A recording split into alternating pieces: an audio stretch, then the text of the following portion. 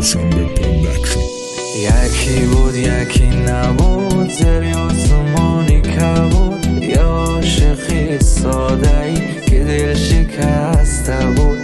قصه از حال میکرد، گله از یاری میکرد، با یک صدای با درد از شادیاش میگفت من یک دیلی داشتم فدای یار کردم.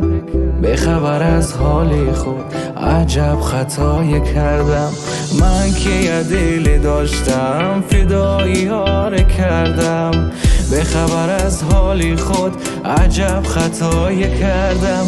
دل و دلش که دادم و گفتم دوای دردم و باش با وفای قلبم و نکرد وفایی.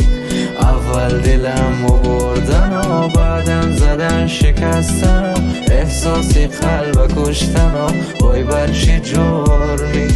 این دل که خود شکسته بود، آخی که خیلی ساده بود، حال دلی خسته ای ما هیچکی نفهمید.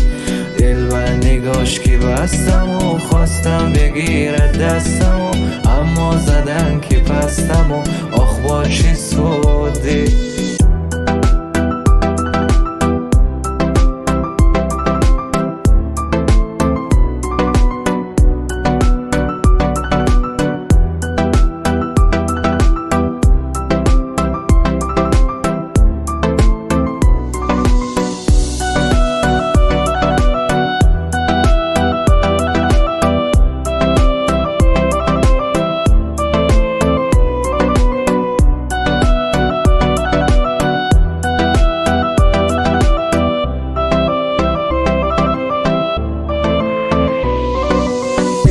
دلش که دادم و گفتم دوای دردم و باش با وفای قلبم و نکرد وفایی.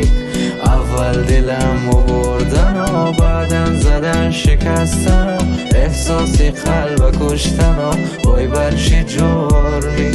این دل که خود شکسته بود، آخی که خیلی ساده بود، حال دلی خسته ای ما هیچکی نفهمید. دل و نگاش که بستم و خواستم بگیرد دستم و اما زدن که پستم و آخ با چه سودی.